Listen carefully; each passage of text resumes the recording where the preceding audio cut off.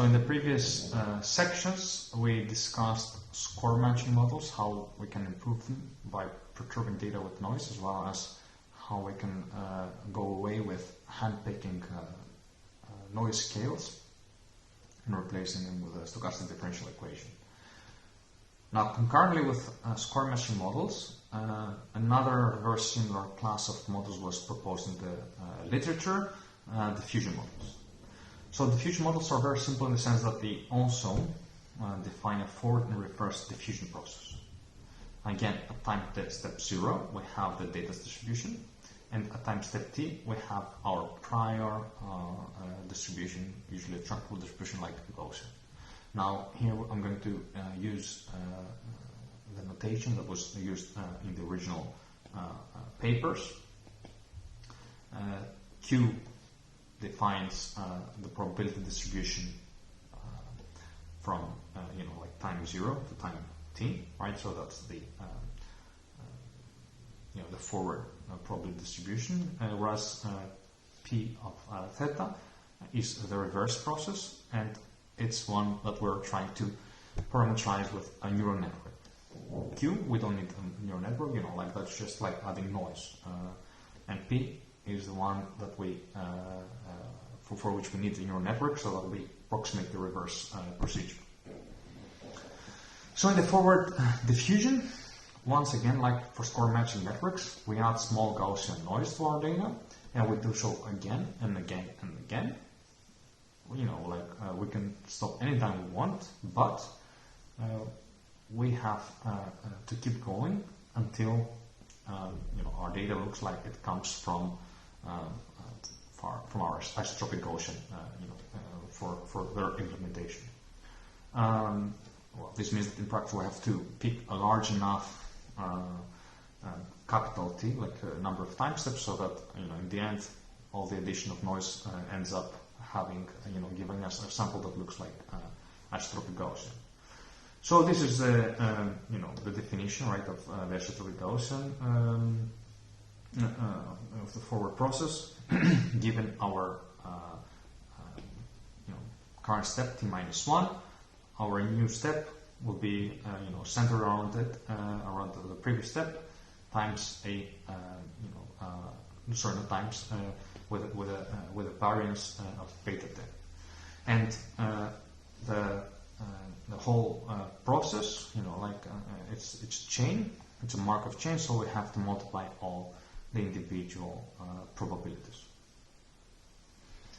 Now we can define the conditional distribution at any time step t with respect to the to our random variable at time step 0. So for instance, or to be more precise, let's say our random variable x, we have our random variable x at time step t.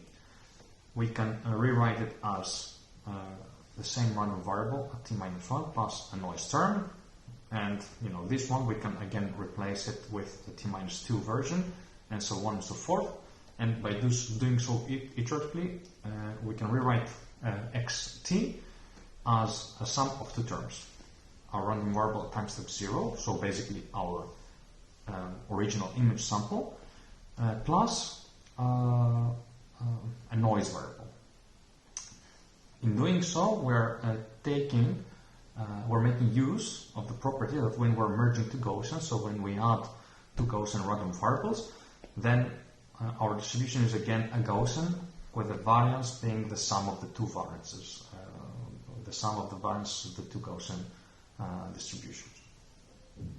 Now that's actually pretty convenient because we can efficiently parameterize then the reverse diffusion process, so the going back for a neural network, and combine it with variational inference, so that our loss function is a variational bound comprising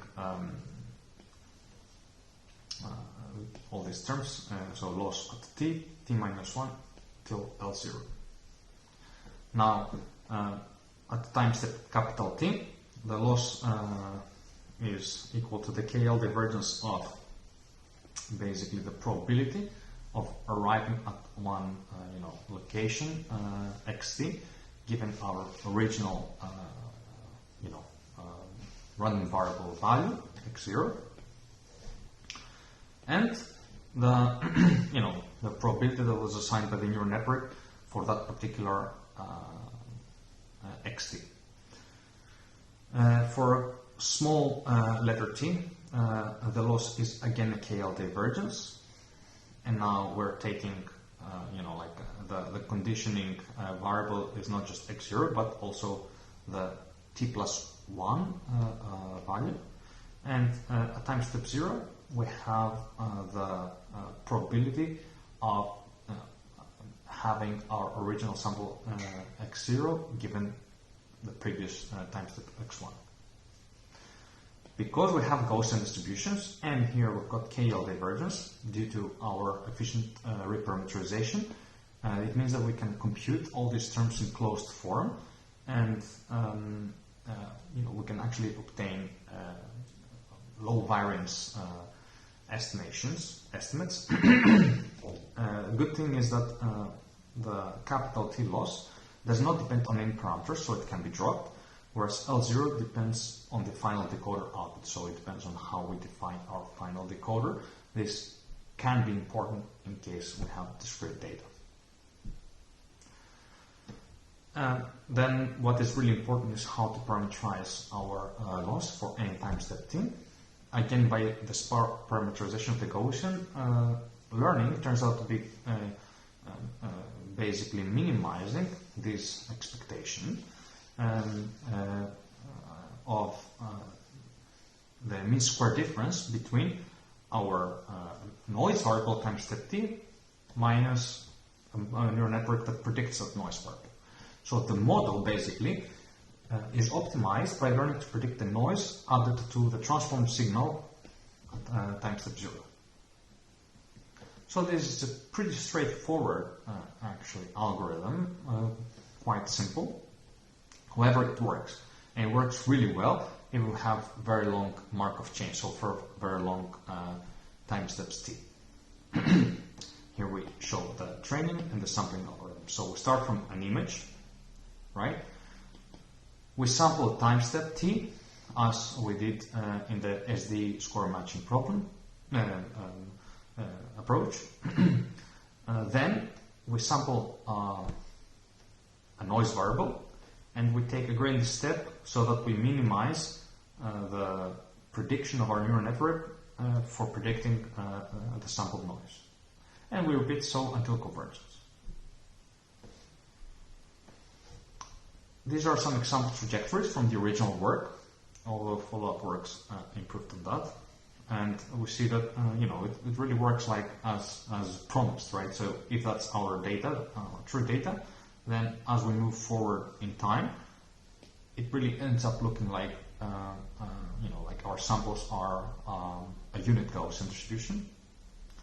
Whereas if we go to the reverse, process, we start again from a Gaussian, unit Gaussian samples until it becomes more and more like a spiral, and in the end, the reconstructed trajectory looks pretty close to the original one. This is the drifting term, so basically the difference of our true data points minus our predictions. And we see that they match pretty well. Some qualitative results here. I'm not going to show generations, they're also pretty good.